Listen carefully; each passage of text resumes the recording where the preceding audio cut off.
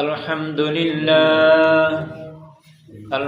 لله نحمده ونستعينه ونستغفره ونعوذ بالله من شرور أنفسنا ومن سيئات أعمالنا من يهد الله فلا مضل له ومن يضلله فلا هادي له ونشهد أن لا إله إلا الله وحده لا شريك له ونشهد أن سيدنا وحبيبنا ومولانا محمدا عبده ورسوله الذي أرسله بالحق بشيرا ونذيرا وداعيا إلى الله بإذنه وسراجا منيرا أعوذ بالله من الشيطان الرجيم بسم الله الرحمن الرحيم إن الله وملائكته يصلون على النبي يا أيها الذين آمنوا صلوا عليه وسلموا تسليما اللهم صل على سيدنا مولانا محمد وعلى آل سيدنا مولانا محمد جل شبابي اللهم صل على سيدنا مولانا محمد وعلى آل سيدنا مولانا محمد কিয়ানিলেন বিশ্বের মাঝে কোরআন মাজিদ নাম পিতার সে যে মোদের দয়ার নবী দরুদ পড়ুন বারে বার আল্লাহুম্মা সাল্লি আলা সাইয়্যিদিনা মাওলানা মুহাম্মদ ওয়া আলা আলি সাইয়্যিদিনা মাওলানা মুহাম্মদ فشبنا المولى بكماله كشف الدجى بجماله حسنت جميع خصاله صلوا عليه وآله مسيك سمنا نمده محمد منے يعني شيء जिसे अल्लाह मिले बलग العلا بكماله كشف الدجى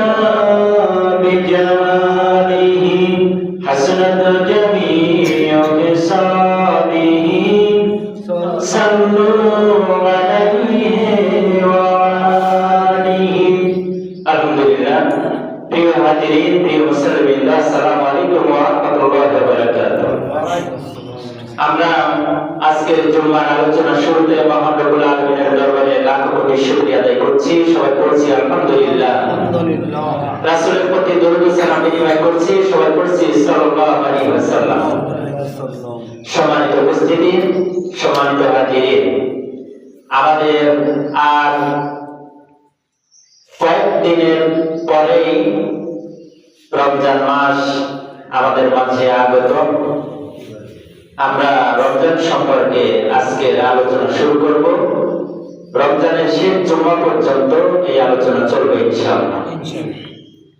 আল্লাহ রাব্বুল আলামিন মাহে রমজান আমাদের জন্য দিয়েছেন, সে সম্পর্কে সরাসরি আমরা কোরআনে কারীম থেকে আলোচনা করব। আউযু বিল্লাহি মিনাশ শাইতানির রাজীম। বিসমিল্লাহির রাহমানির রাহিম। ইয়া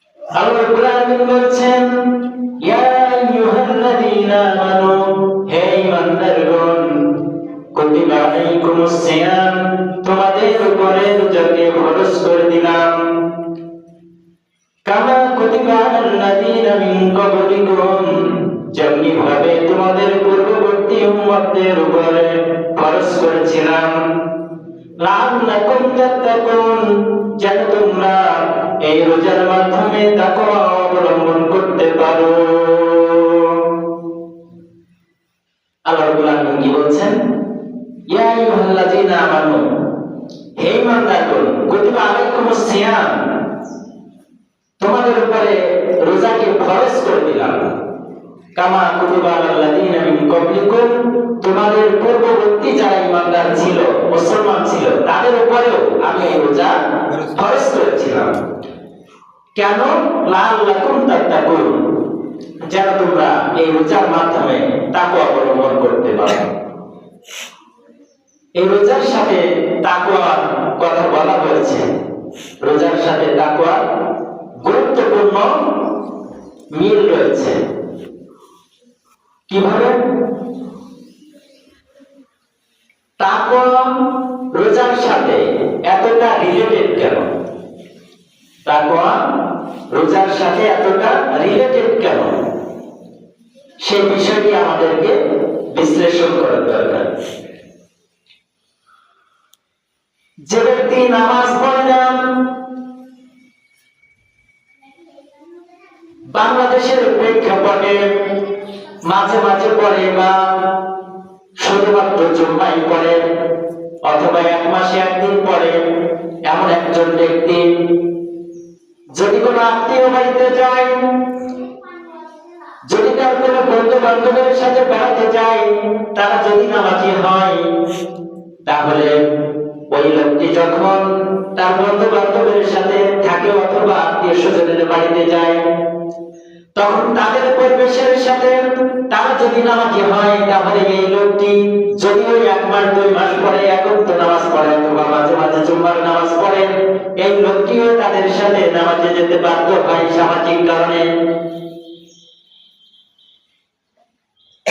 যদি কোনো লোক দান খয়রাত করতে খুবই বিপন্ন হয়, তাহলে সেই লোকটি যদি কোন সামাজিক কোন কায়দায় যদি পড়ে যায়, সামাজিক এমন কোন পরিস্থিতিতে পড়ে যায় যেখানে দান না করলে তার মান সম্মান নষ্ট হয়, এই লোকটিও পরিস্থিতির কারণে যখন দান করে, তখন তার বিবেক বলে যে আমি 10 টাকা 5 টাকা দান করলাম। কোন মানুষ যদি রোজা রাখেন আর এই রোজা ভঙ্গ করার বিভিন্ন মাধ্যম আছে, সবার সামনে যদি রোজা রাখে, সামাজিক ভাবে সবাই যদি জানে যে আমি রোজাদার, আমি রোজা রেখেছি, এই লোকটি যদি ঘরের দরজা বন্ধ করে যদি কোনো ক্ষুধার যন্ত্রণায় যদি কোনো খাবার গ্রহণ করে, তাহলে সেই লোকটি যদি ইফতারি সবার সাথে ইফতারি করে, তাহলে তার বিবেক আর দাবি করে না যে আমি রোজাদার ছিলাম। দাবি করবে?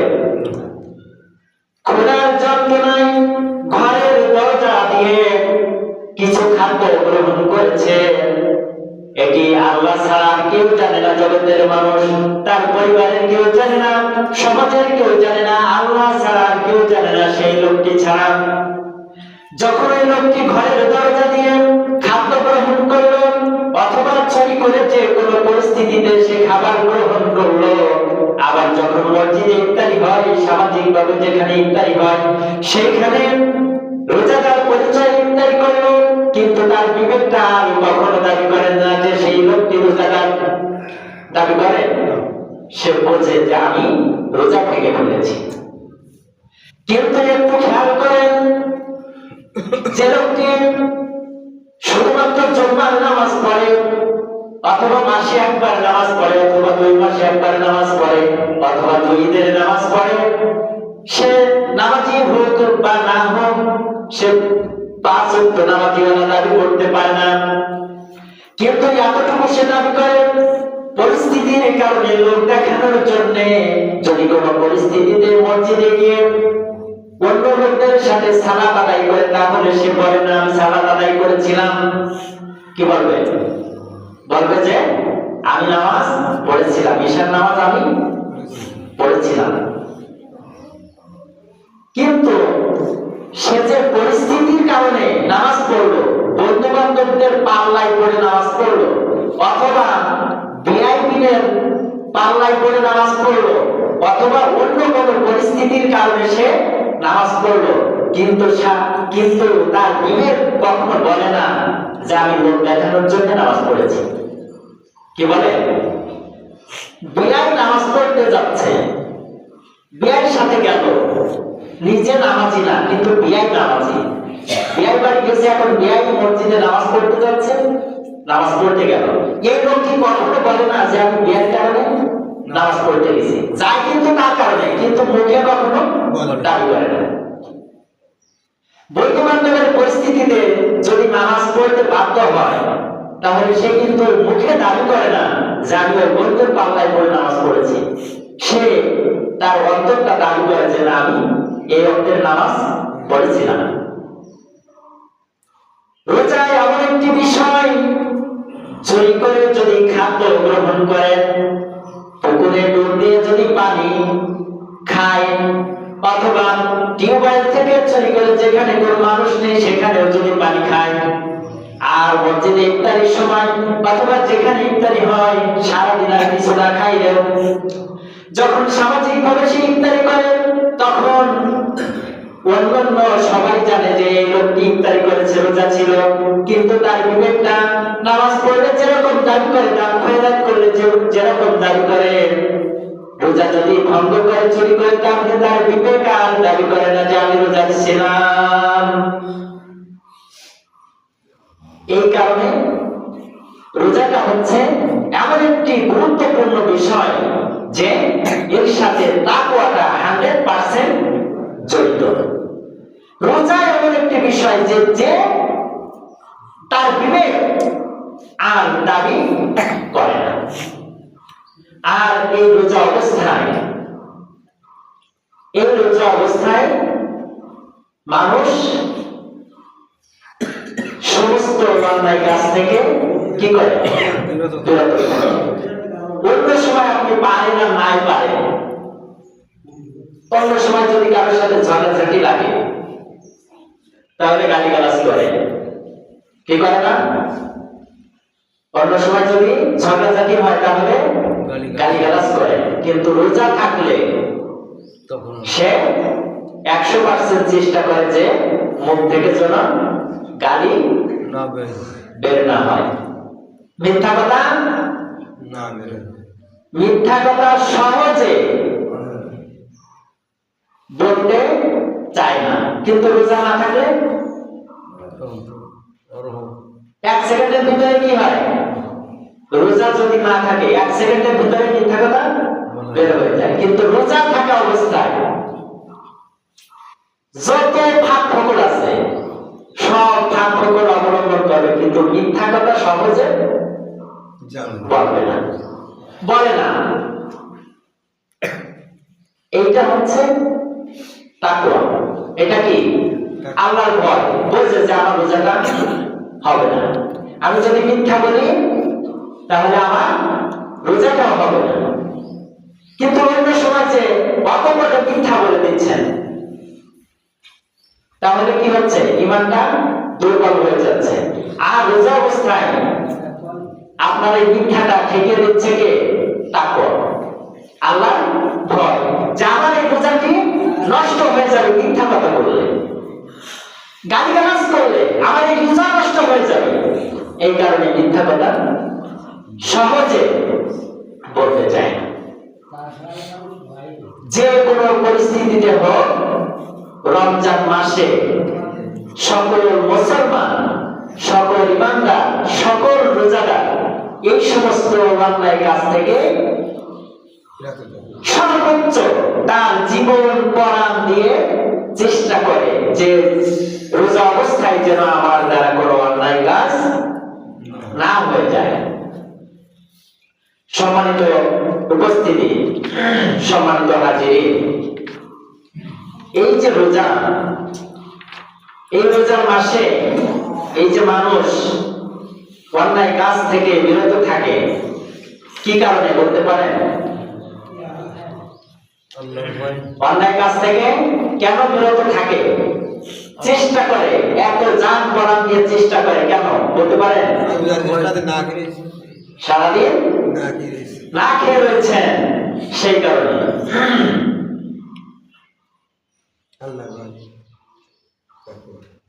হযরত আবু হুরায়রা রাদিয়াল্লাহু তাআলা আনহু থেকে বর্ণিত, তিনি বলেছেন রাসূলুল্লাহ সাল্লাল্লাহু আলাইহি ওয়াসাল্লাম বলেছেন, যখন রমজান মাস আসে তখন আসমান সমূহের যত দরজা আছে সব খুলে দেওয়া হয়,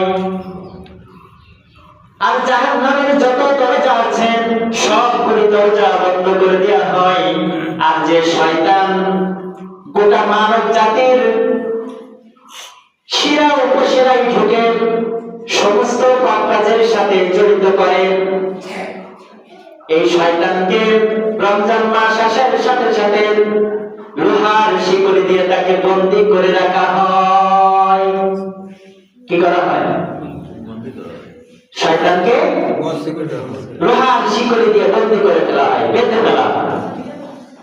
এই শয়তানের প্ররোচনায় মানুষ পাপাচারে লিপ্ত হয়, শয়তানের প্ররোচনায় মানুষ পাপাচারে লিপ্ত হয়। এই যে ওয়াসওয়াসা দেয়, কে দেয়? শয়তান দেয়। আল্লাহর আলামিন মাহে রমজান এমন একটি সম্মানিত মাস, এমন একটি গুরুত্বপূর্ণ মাস মানুষের জন্য দিয়েছেন, মুসলমানদের জন্য দিয়েছেন। এই মাস কোরআন নাযিলের মাস। এই কোরআন নাযিলের মাস এত বড় একটি সম্মানিত মাসের কারণে আল্লাহ রাব্বুল আলামিন এই শয়তানকে যখন লোহার শিকলি দিয়ে বন্দী করে রাখেন, বেঁধে রাখেন, তখন গোটা দুনিয়ার সমস্ত মানুষ এই পাপাচারের কাজ থেকে বিরত থাকার জন্য সর্বতভাবে চেষ্টা করতে পারে। কিন্তু অন্য সময় যখন রমজান মাস থাকবে না, যখন অন্য মাসে চলে যাবেন, তখন যখন শয়তানকে আবার ছেড়ে দেওয়া হবে, শয়তান আপনার শিরা উপশিরায় ঢুকে, মাথার ভিতরে ঢুকে, মগজের ভিতরে ঢুকে আপনাকে সমস্ত অন্যায় কাজ করার জন্য সহযোগিতা করবে, প্ররোচনা দান করবে। এই কারণে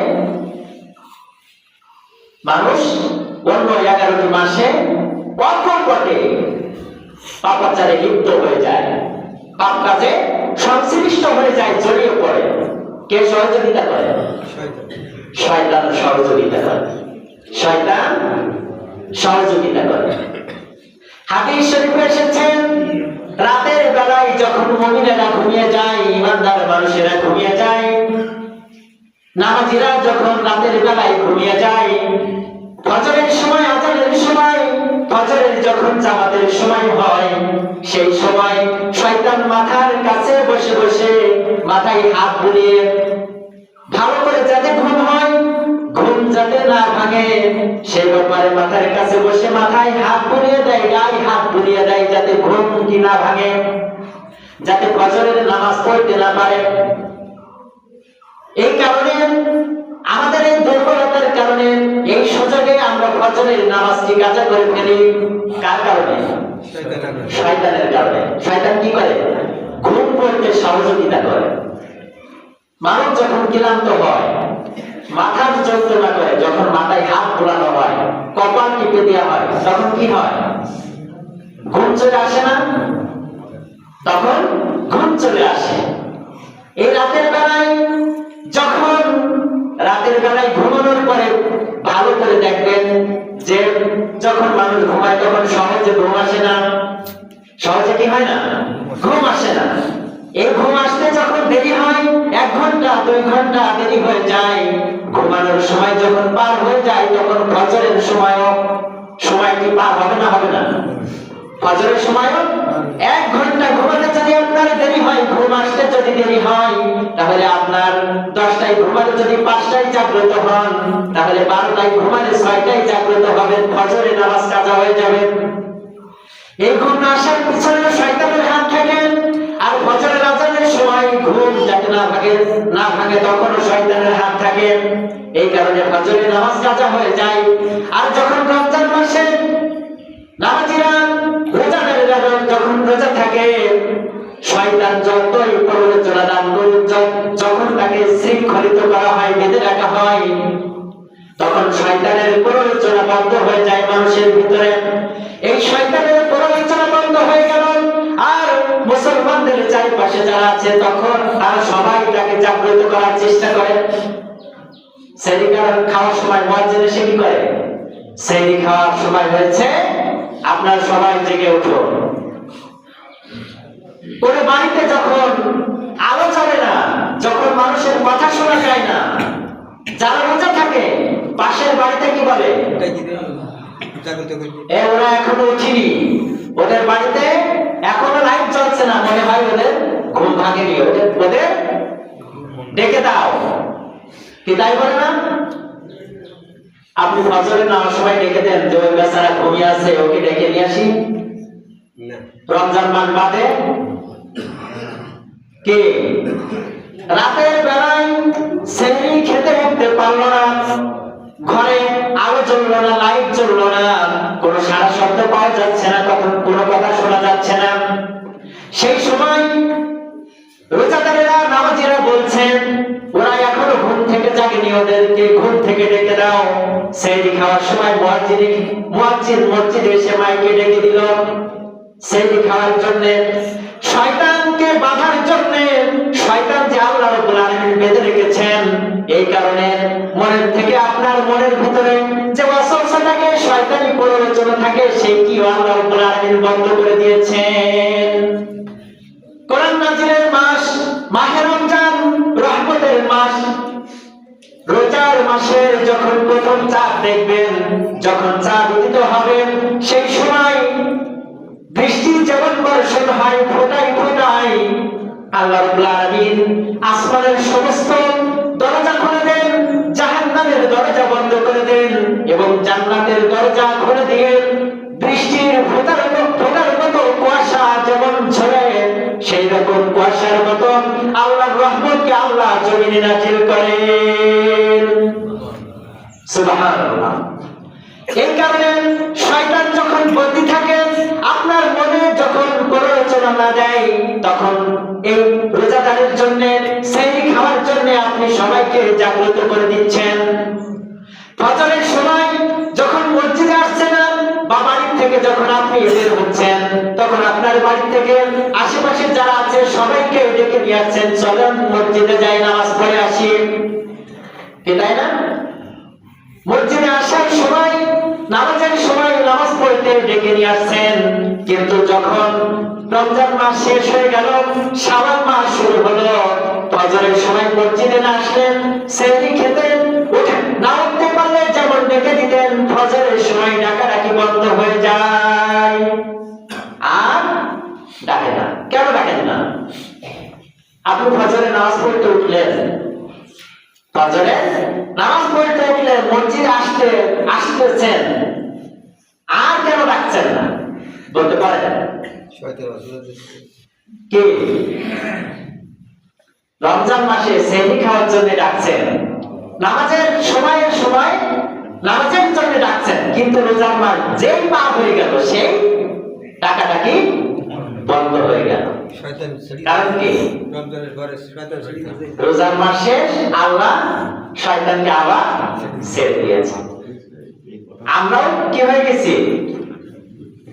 পুরোপুরি না হলে অর্ধেক কি জিনে আসর করে না? যারা মুরব্বী আছেন, এখন তো দেখা যায় না যে জিনে আসর করে, আগে ভাড়া দিত। মুরব্বী যারা আছেন তারা জানে যে জিন যখন ঘাড়ে আসে, যখন আসর করে, তখন সে তার মুখে কথা বলে না, তার ব্রেন আর কাজ করে না। কে কথা বলে? জিন কথা বলে। আল্লাহ রাব্বুল আলামিন যখন রমজান মাস পার হয়ে গেল, যখন শয়তানকে আবার শিকল দিয়ে বাঁধা অবস্থা থেকে খুলে দিলেন, তখন ওই শয়তান জিনের মতো মানুষের উপরে আসর করে আবার অর্ধেক পরিমাণ শয়তান হয়ে গেল। কি হলো? মিনাল জিন্নাতি ওয়ান নাস। মিনাল জিন্নাতি ওয়ান নাস। শয়তান হচ্ছে দুই ভাবে আসর করে। একটি আসর হচ্ছে মানুষ রূপে, আরেকটি হচ্ছে জিনের রূপ ধারণ করে। মিনাল জিন্নাতি ওয়ান নাস। আমরা সব আবার শয়তানের আসরে পড়ে গেলাম।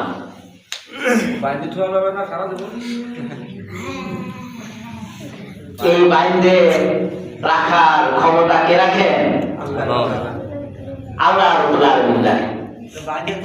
এখানে আরো কারণ আছে। বেদে বেদে যে রাখবেন না, তারও কারণ আছে। কি কারণ জানেন?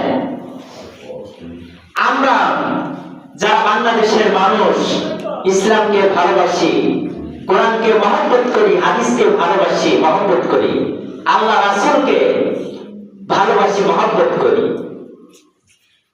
নামাজ পড়ি আর না পড়ি, যারা নামাজ পড়েন আর না পড়েন, আপনার সামনে যদি রাসূলুল্লাহ সাল্লাল্লাহু আলাইহি ওয়াসাল্লামকে যদি কেউ গালি দেয়, তাহলে আপনার মাথায় কি চড়বে?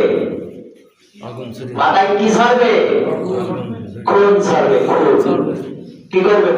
কি করবেন? বসে থাকবেন? কেউ বসে থাকবেন না। নামাজ পড়বেন না পড়ুক, রোজা রাখুক আর না রাখুক, রাসূলকে গালি দিয়ে দেখেন অবস্থা কি দাঁড়ায়। এই যে আল্লাহ রাব্বুল আলামিন শয়তানকে ছেড়ে দিবেন রমজান মাসের কারণে, কোরআন নাজিলের মাসের কারণে। আল্লাহ রাব্বুল আলামিন রহমত যখন নাজিল করেন, এই রহমত যেন মানুষের উপরে বাধাগ্রস্ত না হয়, সেই কারণে শয়তানকে বেঁধে রাখেন। কি কারণে? শীতের সময় আমাদের দেশে লক্ষ লক্ষ ওয়াজ মাহফিল হয়, শামিয়ানা টাঙায়। কি টাঙায়? শামিয়ানা টাঙায়। কি কারণে? ঠান্ডা কুয়াশা, শীতের রাতে যে ঠান্ডা কুয়াশা যে ঝরে, খোলা আকাশের নিচে ওয়াজ মাহফিল শুনতে গেলে এই কুয়াশা ঝরে ঝরে মানুষের মাথার উপরে পড়ে সব অসুস্থ হয়ে যাবে। এই কারণে ঠান্ডা কুয়াশা মানুষের গায়ে যেন না লাগে, মানুষের মাথার উপরে যেন না পড়ে, সেই কারণে শামিয়ানা টাঙিয়ে দেওয়া হয় যাতে ওই কুয়াশা না ঝরে। রমজান মাস যখন আসে, আল্লাহ রাব্বুল আলামিন জান্নাতের সমস্ত দরজা খুলে দেন, আসমানের সমস্ত দরজা খুলে দেন। আল্লাহর রহমত যেন মানুষের উপরে, নামাজীদের উপরে, মুসলমানদের উপরে কুয়াশার মতো যেন মাথার উপরে ঝরতে পারে। এই শয়তান যদি ছেড়ে দেওয়া হয়, তাহলে এই রহমত বাধাগ্রস্ত হবে। এই কারণে রমজান মাসে আল্লাহ রাব্বুল আলামিন শয়তানকে বন্দী করে রাখেন। ও বাধাগ্রস্ত করবে, রহমতে বাধাগ্রস্ত করবে, এই কারণে শয়তানকে বন্দী করে রাখা হয়। আবার ছেড়ে দেওয়া হয়। মুসলমানেরা যখন নামাজ পড়ার জন্য মসজিদে আসে বা বাড়ি থেকে বের হয়, উযু করে। কি করে? উযু করে না? আপনার ফজরের নামাজ থেকে জোহর পর্যন্ত আপনার চলাফেরায়, উঠা বসায় যতটা সগীরা গুনাহ হইল, আপনি যখন জোহরের নামাজের জন্য যখন পানিতে হাত দিবেন, যখন উঁচু করবেন, এই উঁচুর পানি ব্যবহার করার পরে যখন এক একটি অঙ্গ প্রত্যঙ্গ যখন পানি দেওয়া হয়, ব্যবহার করা হয়, এই পানি যখন ঝরে পড়ে, ফজরের নামাজের পর থেকে জোহরের নামাজ পর্যন্ত, উঁচু করা পর্যন্ত যত সগীরা গুনাহ হবে, এই সগীরা গুনাহগুলো পানি যখন ঝরে পড়ে, এই পানির সাথে আল্লাহ রাব্বুল আলামিন সমস্ত গুনাহ মিটিয়ে দেন, মাফ করে দেন। শয়তান যদি বন্দী থাকে, আপনি অপকর্ম করবেন না, পাপ কাজ করবেন না, আর গুনাহ মাপের কোনো ক্রাইটেরিয়া লাগবে না, ব্যবস্থা থাকবে না। যেহেতু গুনাহ মাপের ব্যবস্থা রয়েছে, মুসলমানরা গুনাহ করবে, সগীরা গুনাহ করবে, এই গুনাহগুলোর কারণে আবার নামাজ পড়বে, ওযু করবে, এই ওযু এবং নামাজের মাধ্যমে আল্লাহ রাব্বুল আলামিন এই মাঝখানে যত গুনাহ করেছে আল্লাহ রাব্বুল আলামিন সমস্ত গুনাহ মাফ করে দিবেন। শয়তান যদি না ছাড়ে তাহলে গুনাহ তো হবে না, হবে? তাহলে তো ওযু করারও দরকার নেই, নামাজ পড়ারও দরকার নেই। কি বুঝতে পেরেছেন? নামাজ পড়ছি, ওযু করছি, নামাজ পড়ছি, রোজা রাখছি তো গুনাহ মাফের জন্য। শয়তানকে যদি বন্দী করা হয় তাহলে দুনিয়াতে কোনো পাপ থাকবে না, তাহলে তো ইবাদত বন্দেগীও করা লাগবে। যদি পাপ না থাকে তাহলে ইবাদত করা লাগবে? লাগবে না। এই কারণে শয়তানকে আবার ছেড়ে দেওয়া হবে, যে মানুষ পাপ করবে, ইবাদত করবে, সেই ইবাদতের মাধ্যমে আবার সব গুনাহ মাফ হয়ে যাবে। এই কারণে শয়তানকে চ্যালেঞ্জ করা হয়েছে যে তুমি যত প্ররোচনা দাও না কেন, মানুষকে যতই জাহান্নামে নেওয়ার চেষ্টা করে না কেন, আমি আল্লাহ রাব্বুল আলামিন গোটা পৃথিবীর মানুষের জন্য এমন ব্যবস্থা করে রেখেছি, রাখবো, যে ব্যবস্থার মাধ্যমে আমি আমার বান্দাদেরকে জান্নাতের প্রবেশের ব্যবস্থা নির্ধারণ করে রেখেছি। সম্মানিত উপস্থিতি, আল্লাহ রাব্বুল আলামিন এই রোজার মাস আসছে, রহমতের মাস, বরকতের মাস, নাজাতের মাস, জাহান্নামের আগুন থেকে রক্ষার মাস। এই রক্ষার মাসে আমরা পরিপূর্ণভাবে রোজা রাখবো, এই আশা প্রত্যয় ব্যক্ত করে আজকের আলোচনা শেষ করছি। আসসালামু আলাইকুম ওয়া রাহমাতুল্লাহ।